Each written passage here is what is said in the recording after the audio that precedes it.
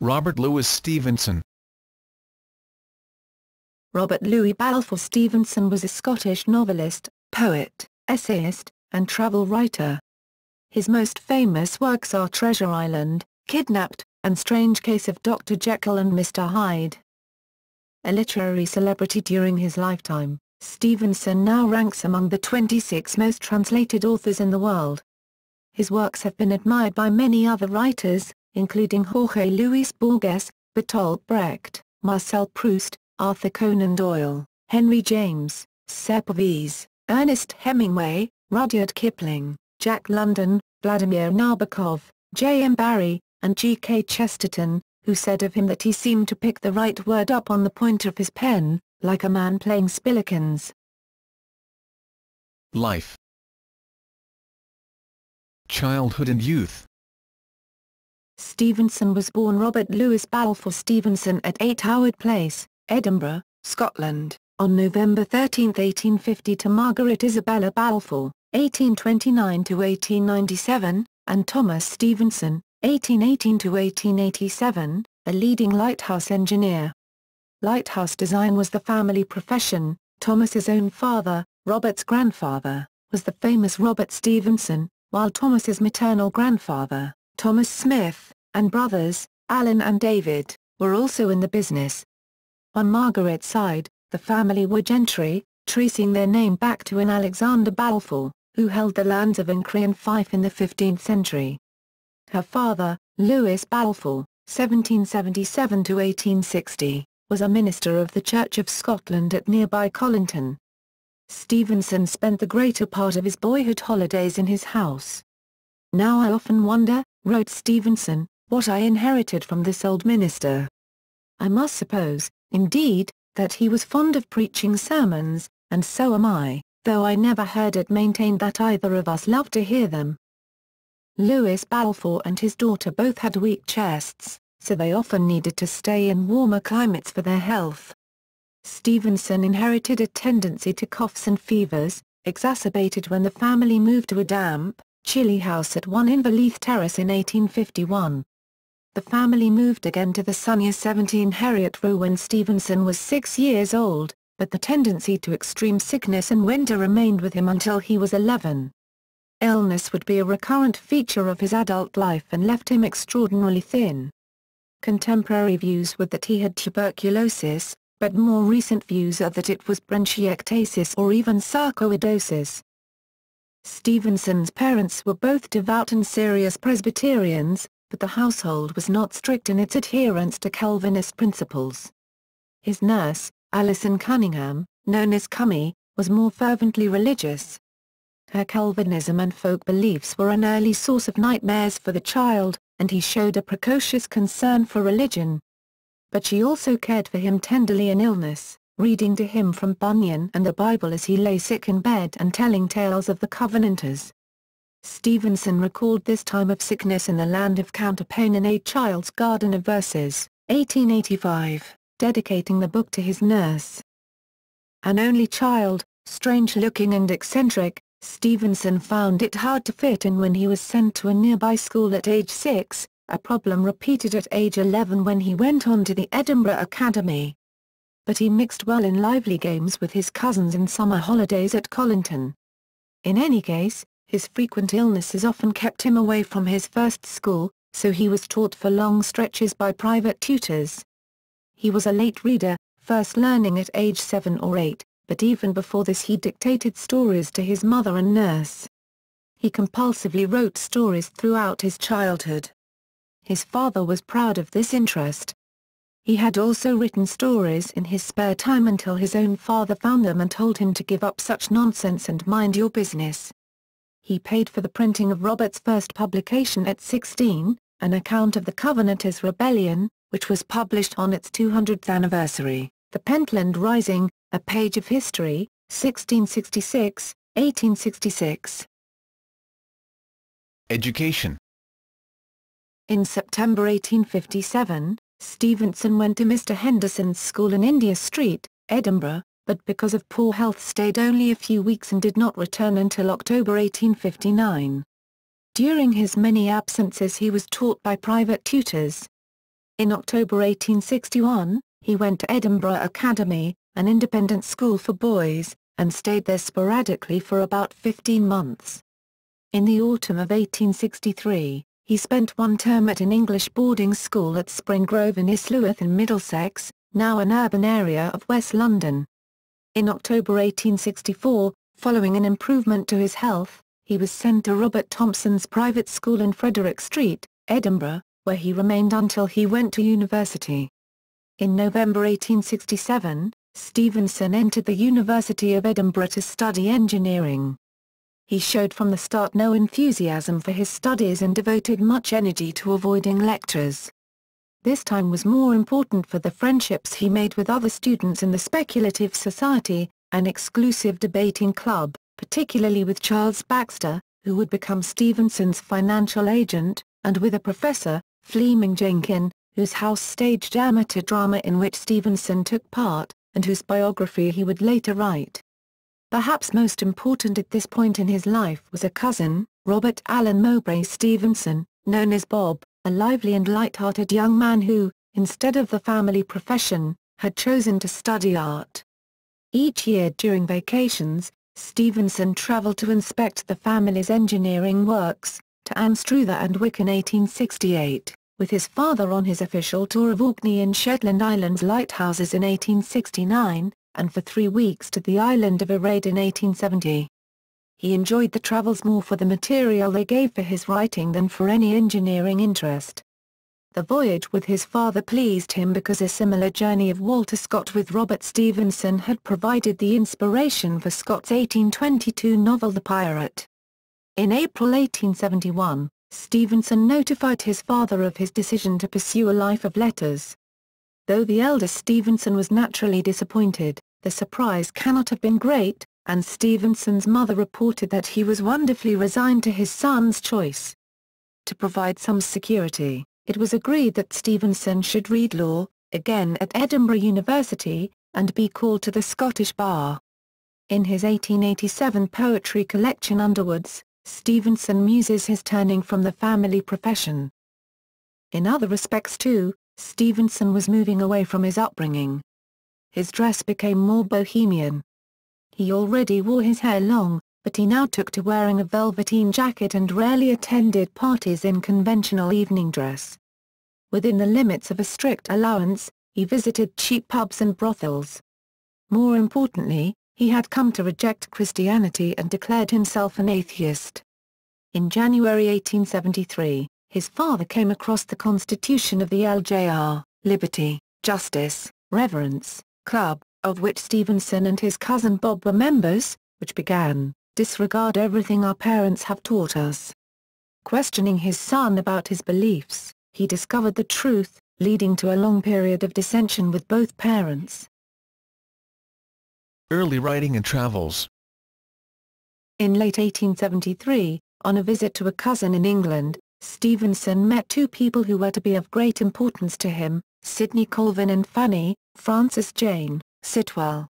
Sitwell was a 34-year-old woman with a son, separated from her husband.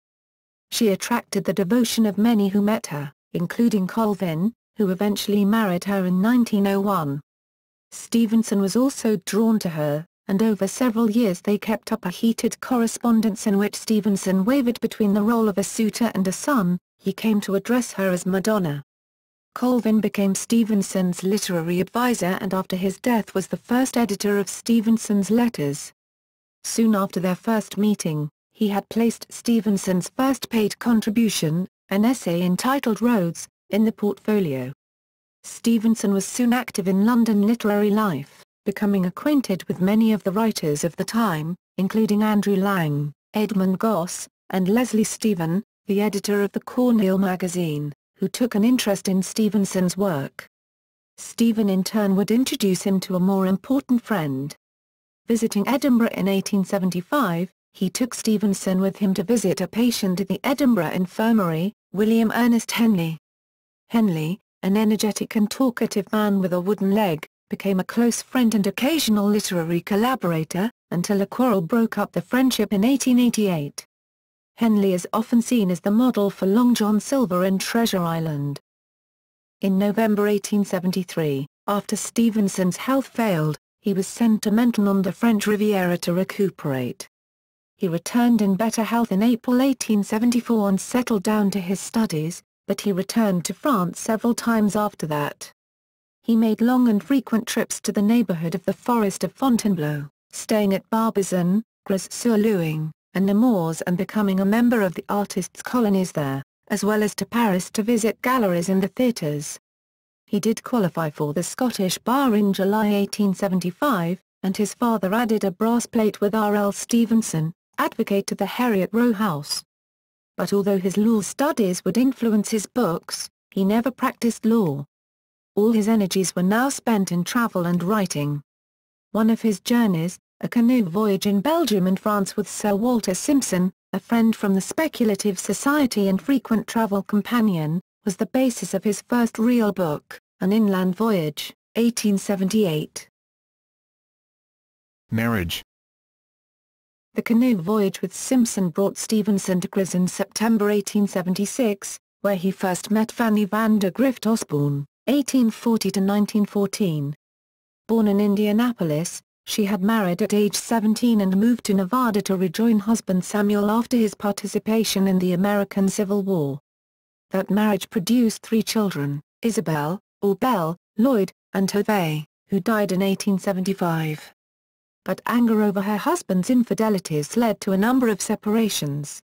In 1875 she had taken her children to France, where she and Isabel studied art. Although Stevenson returned to Britain shortly after this first meeting, Fanny apparently remained in his thoughts, and he wrote an essay, On Falling in Love, for the Cornhill magazine. They met again early in 1877 and became lovers. Stevenson spent much of the following year with her and her children in France. In August 1878 Fanny returned to San Francisco, California. Stevenson at first remained in Europe, making the walking trip that would form the basis for Travels with the Donkey and the Kevans, 1879. But in August 1879 he set off to join her, against the advice of his friends and without notifying his parents. He took second-class passage on the steamship Devonia, in part to save money but also to learn how others traveled and to increase the adventure of the journey. From New York City he traveled overland by train to California. He later wrote about the experience in The Amateur Emigrant. Although it was good experience for his literature, it broke his health. He was near death when he arrived in Monterey, California, where some local ranchers nursed him back to health. By December 1879, Stevenson had recovered his health enough to continue to San Francisco, where for several months he struggled all alone on 45 cents a day, and sometimes less, with quantities of hard work and many heavy thoughts, in an effort to support himself through his writing. But by the end of the winter, his health was broken again and he found himself at death's door. Fanny, now divorced and recovered from her own illness, came to Stevenson's bedside and nursed him to recovery. After a while, he wrote, "My spirit got up again in a divine frenzy, and has since kicked and spurred my vile body forward with great emphasis and success." When his father heard of his condition, he cabled him money to help him through this period. Fanny and Robert were married in May 1880, although, as he said, he was a mere complication of coffin bones, much fitter for an emblem of mortality than a bridegroom. With his new wife and her son, Lloyd, he traveled north of San Francisco to Napa Valley and spent a summer honeymoon at an abandoned mining camp on Mount St. Helena. He wrote about this experience in the Silverado Squatters. He met Charles Warren Stoddard, co-editor of the Overland Monthly and author of South Sea Idylls, who urged Stevenson to travel to the South Pacific, an idea which would return to him many years later. In August 1880, he sailed with Fanny and Lloyd from New York to Britain and found his parents and his friend Sidney Colvin on the wharf at Liverpool, happy to see him return home. Gradually his new wife was able to patch up differences between father and son and make herself a part of the new family through her charm and wit. Attempted settlement in Europe and the U.S. For the next 7 years, between 1880 and 1887, Stevenson searched in vain for a place of residence suitable to his state of health. He spent his summers at various places in Scotland and England, including Westbourne, Dorset, a residential area in Bournemouth. It was during his time in Bournemouth that he wrote the story Strange Case of Dr. Jekyll and Mr. Hyde, naming one of the characters, Mr. Poole, after the town of Poole, which is situated next to Bournemouth. In Westbourne he named his house Skerryvore after the tallest lighthouse in Scotland, which his uncle Alan had built, 1838 to 1844. In the wintertime Stevenson travelled to France and lived at de Vos Plats and the Chalet de Solitude at Hyde, where, for a time, he enjoyed almost complete happiness. "I have so many things to make life sweet for me," he wrote, "it seems a pity I cannot have that other one thing, health. But though you will be angry to hear it, I believe, for myself at least, what is best. I believed it all through my worst days, and I am not ashamed to profess it now." In spite of his ill health, he produced the bulk of his best-known work during these years, Treasure Island, his first widely popular book. Kidnapped. Strange Case of Dr. Jekyll and Mr. Hyde, the story which established his wider reputation. The Black Arrow. And 2 volumes of verse, A Child's Garden of Verses and Underwoods. At Skerryvore he gave a copy of Kidnapped to his friend and frequent visitor Henry James. When his father died in 1887, Stevenson felt free to follow the advice of his physician to try a complete change of climate, and he started with his mother and family for Colorado. But after landing in New York, they decided to spend the winter at Saranac Lake, New York, in the Adirondacks at a Cure cottage now known as Stevenson Cottage. During the intensely cold winter Stevenson wrote some of his best essays, including Pulvis et Umbra, began The Master of Ballantrae, and light-heartedly planned, for the following summer, a cruise to the southern Pacific Ocean. "The proudest moments of my life," he wrote, "have been passed in the stern sheets of a boat with that romantic garment over my shoulders." Politics. Much like his father, Stevenson remained a staunch Tory for most of his life. His cousin and biographer, Sir Graham Balfour, said that he probably throughout life would, if compelled to vote, have always supported the Conservative candidate. During his college years he briefly identified himself as a red-hot socialist. By 1877, at only 26 years of age and before having written most of his major fictional works, Stevenson reflected, "For my part, I look back to the time when I was a socialist with something like regret. I have convinced myself, for the moment, that we had better leave these great changes to what we call great blind forces, their blindness being so much more perspicacious than the little, peering, partial eyesight of men. Now I know that in thus turning conservative with years, I am going through the normal cycle of change and travelling in the common orbit of men's opinions. I submit to this, as I would submit to gout or grey hair, as a concomitant of growing age or else of failing animal heat. But I do not acknowledge that it is necessarily a change for the better, I dare say it is deplorably for the worse." Journey to the Pacific. In June 1888 Stevenson chartered the yacht Casco and set sail with his family from San Francisco. The vessel ploughed her path of snow across the empty deep, far from all track of commerce, far from any hand of help. The sea air and thrill of adventure for a time restored his health, and for nearly 3 years he wandered the eastern and central Pacific, stopping for extended stays at the Hawaiian Islands, where he spent much time with and became a good friend of King Kalakaua. He befriended the king's niece, Princess Victoria Kailani, who also had a link to Scottish heritage. He spent time at the Gilbert Islands, Tahiti, New Zealand and the Samoan Islands. During this period he completed The Master of Ballantrae, composed 2 ballads based on the legends of the islanders, and wrote The Bottle Imp. He witnessed the Samoan crisis. He preserved the experience of these years in his various letters and in his In the South Seas, which was published posthumously, an account of the 1888 cruise which Stevenson and Fanny undertook on the Casco from the Hawaiian Islands to the Marquesas and Tuamotu Islands. An 1889 voyage, this time with Lloyd, on the trading schooner Equator, visiting Butaritari, Maki, Apine and Abamar in the Gilbert Islands, also known as the King's Mills, now Kiribati. During the 1889 voyage they spent several months on Abemama with the tyrant chief Tempanoka, of Abemama, Aranuka and Curia. Stevenson extensively described Binoka in the South Seas. One particular open letter from this period stands as testimony to his activism and indignation at the pettiness of the powers that be, in the person of a Presbyterian minister in Honolulu named Reverend Dr. Charles McEwen Hyde. During his time in the Hawaiian Islands, Stevenson had visited Molokai and the leper colony there, shortly after the demise of Father Damien. When Dr. Hyde wrote a letter to a fellow clergyman speaking ill of Father Damien, Stevenson wrote a scathing open letter of rebuke to Dr. Hyde. Soon afterwards, in April 1890, Stevenson left Sydney on the Janet Nicholl for his third and final voyage among the South Seas Islands. While Stevenson intended to write another book of travel writing to follow his earlier book in the South Seas, it was his wife who eventually published her journal of their third voyage. Fanny misnames the ship as the Janet Nicholl in her account of the 1890 voyage, the cruise of the Janet Nicholl. A fellow passenger was Jack Buckland, whose stories of life as an island trader became the inspiration for the character of Tommy Haddon in The Wrecker, 1892, which Stevenson and Lloyd Osbourne wrote together. Buckland visited the Stevensons at Vailima in 1894. Last years.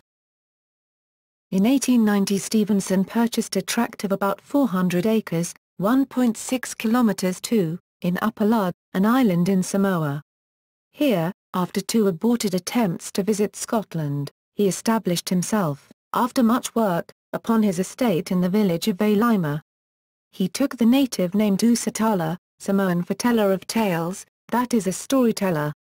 His influence spread to the Samoans, who consulted him for advice, and he soon became involved in local politics. He was convinced the European officials appointed to rule the Samoans were incompetent, and after many futile attempts to resolve the matter, he published a footnote to history. This was such a stinging protest against existing conditions that it resulted in the recall of 2 officials, and Stevenson feared for a time it would result in his own deportation. When things had finally blown over he wrote to Colvin, who came from a family of distinguished colonial administrators, "I used to think meanly of the plumber. But how he shines beside the politician." The Stevensons were on friendly terms with some of the colonial leaders and their families. At one point he formally donated, by deed of gift, his birthday to the daughter of the American Land Commissioner Henry Clay Hyde, since she was born on Christmas Day and had no birthday celebration separate from the family's Christmas celebrations. This led to a strong bond between the Stevenson and Hyde families. In addition to building his house and clearing his land and helping the Samoans in many ways, he found time to work at his writing. He felt that there was never any man had so many irons in the fire. He wrote The Beach of Falaise, Katrina, titled David Balfour in the USA, The Ebb Tide, and the Vailima letters during this period. Stevenson grew depressed and wondered if he had exhausted his creative vein as he had been overworked bitterly. He felt that with each fresh attempt, the best he could write was ditch water. He even feared that he might again become a helpless invalid. He rebelled against this idea, "I wish to die in my boots. No more land of counterpane for me. To be drowned, to be shot, to be thrown from a horse, aye, to be hanged, rather than pass again through that slow dissolution." He then suddenly had a return of his old energy and he began work on Weir of Hermiston. "It's so good that it frightens me," he is reported to have exclaimed. He felt that this was the best work he had done. He was convinced, "Sick and well, I have had splendid life of it, grudge nothing, regret very little. Take it all over, damnation and all, would hardly change with any man of my time." On December 3, 1894, Stevenson was talking to his wife and straining to open a bottle of wine when he suddenly exclaimed, "What's that?" asking his wife, "Does my face look strange?" and collapsed. He died within a few hours, probably of a cerebral hemorrhage. He was 44 years old. The Samoans insisted on surrounding his body with a watchguard during the night and on bearing their Dusatala upon their shoulders to nearby Mount V, where they buried him on a spot overlooking the sea. Stevenson had always wanted his requiem inscribed on his tomb. However, the piece is misquoted in many places, including his tomb. Stevenson was loved by the Samoans, and his tombstone epigraph was translated to a Samoan song of grief which is well known and still sung in Samoa. Monuments and commemoration. A bronze relief memorial to Stevenson, designed by American sculptor Augustus St. Gaudens in 1904, is mounted in the Murray aisle of St. Giles Cathedral, Edinburgh. Another memorial in Edinburgh stands in West Princes Street Gardens below Edinburgh Castle. It is a simple upright stone inscribed with RLS, a man of letters 1850-1894 by sculptor Ian Hamilton Finlay in 1987. A plaque above the door of a house in Castleton of Braemar asserts here R.L. Stevenson spent the summer of 1881 and wrote Treasure Island, his first great work. Stevenson School in Pebble Beach, California was established in 1952 and still exists as a college preparatory boarding school. A garden was designed by the Monmouth Corporation in 1957 as a memorial to Stevenson, on the site of his Westbourne house Skerryvore, which he occupied from 1885 to 1887. A statue of the Skerryvore Lighthouse is present on the site. The Writers' Museum off Edinburgh's Royal Mile devotes a room to Stevenson, containing some of his personal possessions from childhood through to adulthood. In 1994, to mark the 100th anniversary of Stevenson's death, the Royal Bank of Scotland issued a series of commemorative PS1 notes which featured a quill pen and Stevenson's signature on the obverse, and Stevenson's face on the reverse side. Alongside Stevenson's portrait are scenes from some of his books in his house in Western Samoa. 2 million notes were issued, each with a serial number beginning RLS. The first note to be printed was sent to Samoa in time for their centenary celebrations on December 3, 1994. In 2011, Robert Louis Stevenson's open letter defending Father Damien from Reverend Dr. Charles McEwen Hyde influenced founding St. Damien advocates in Hawaii. In 2013, a statue of Robert Louis Stevenson with his dog as a child was unveiled by the author Ian Rankin outside Colinton Parish Church in Scotland. The sculptor of the statue was Alan Herriot and the money to erect it was raised by the Colinton Community Conservation Trust. At least 2 U.S. elementary schools are named after Stevenson, in Fridley, Minnesota, and in Burbank, California. Modern reception. Stevenson was a celebrity in his own time, but with the rise of modern literature after World War I, he was seen for much of the 20th century as a writer of the second class, relegated to children's literature and horror genres.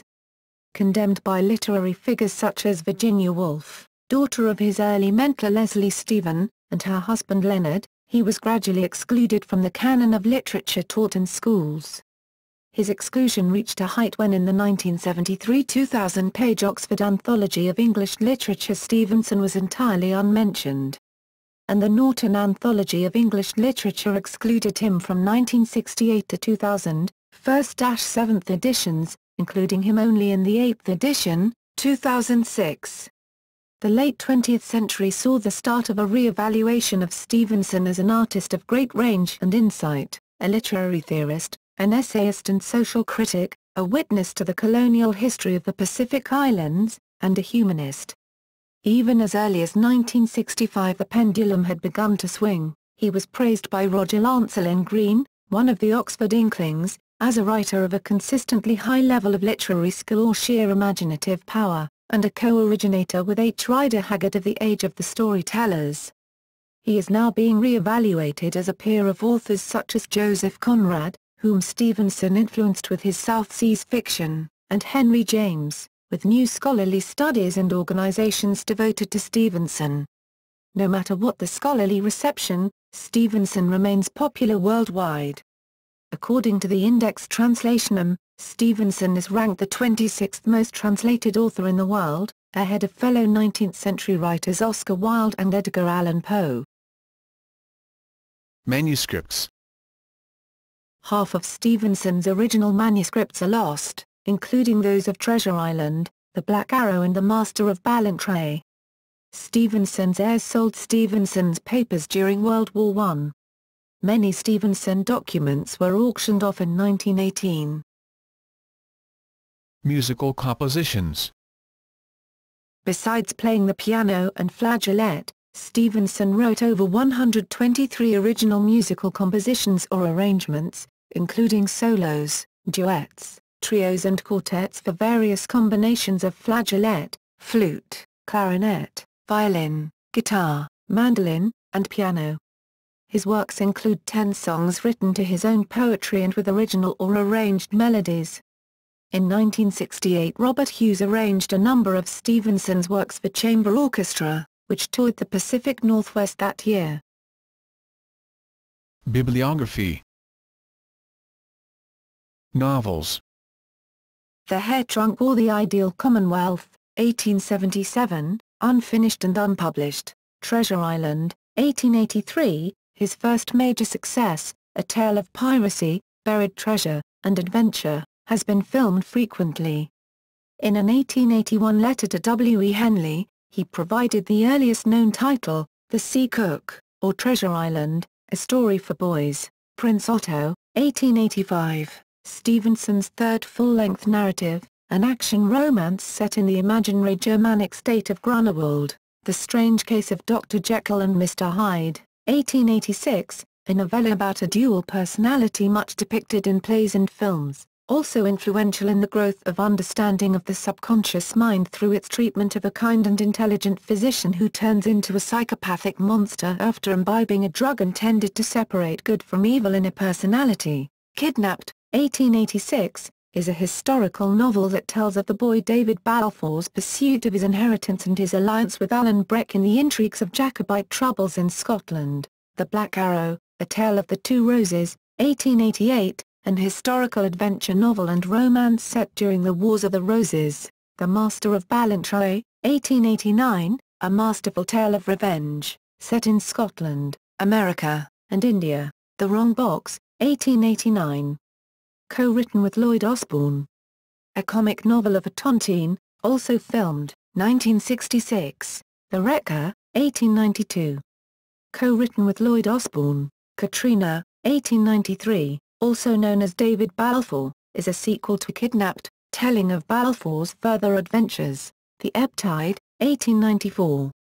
Co-written with Lloyd Osbourne. Rear of Hermiston, 1896.